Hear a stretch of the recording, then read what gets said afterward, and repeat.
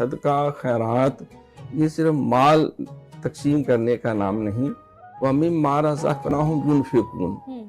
اللہ فرماتے ہیں جو کچھ میں نے تمہیں دیا، علم دیا ہے اسے بھی خرچ کرو، اگر نیکی ہدایت دی ہے مخلوق تک پہنچاؤ، اگر تمہیں اقامت دین کی توفیق ملی ہے تو اللہ کی مخلوق کو بھی بہرہ یاب کرو، اگر مال ملا ہے تو مال خرچ کرو، لَن تَنَالُوا الْبِرَّ حَتَّى تُنْفِقُوا مِمَّا تُحِبُّونَ، تم نیکی کو پا نہیں سکتے جب تک اپنی پسندیدہ چیز اللہ کی راہ میں خرچ نہ کرو، بلکہ سرکار کا فرمان ہے کہ سب سے بڑا سخی وہ ہے جو علم تقسیم کرتا ہے، سبحان اللہ، کیونکہ علم ہدایت یہ نور ہے، اور سرکار نے بھی فرمایا کہ انما بعثت معلما،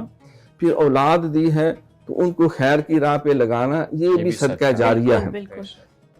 اگر اللہ نے آپ کو نیکی ہدایت کی توفیق دی ہے اور آپ کی دعا مستجاب ہے تو مخلوق خدا کے لیے، حضور کی امت کے لیے دعائیں کریں، جس طرح حضور علیہ الصلوۃ والسلام نے حضرت اویس کرنی رضی اللہ تعالیٰ کو پیغام بھیجا، قمیض بھیجی کہ میری امت کی بخشش کی دعا کریں، سبحان اللہ، تو یہ دعاؤں کے لشکر ہیں، یہ بھی بڑے مؤثر ہیں، یہ عبادت کا مغز ہے۔ تو اسی طرح اگر اللہ تعالیٰ نے مال دیا ہے مال خرچ کریں، کپڑا ہے کپڑا خرچ کریں، یعنی انسان کو جس طرح کی ضروریات ہیں اس کو مہیا کریں، اور اس کے ساتھ اگر کوئی دکھی ہے پریشان ہے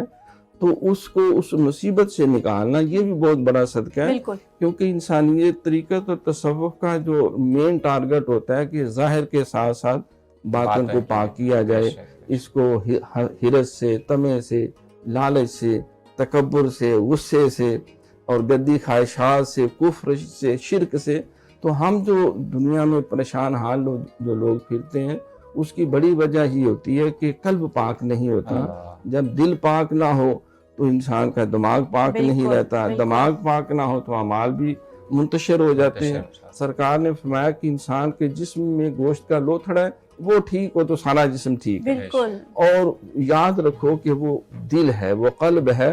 تو فقر اور درویشی قلب کی تطہیر و اصلاح ہے، قلوب المومن عرش اللہ، کہ اب اس دل کو پاک کیا جائے، نیت کو خالص کیا جائے، ہر امر خیر صرف اللہ کی رضا اور خوشنودی کے لیے۔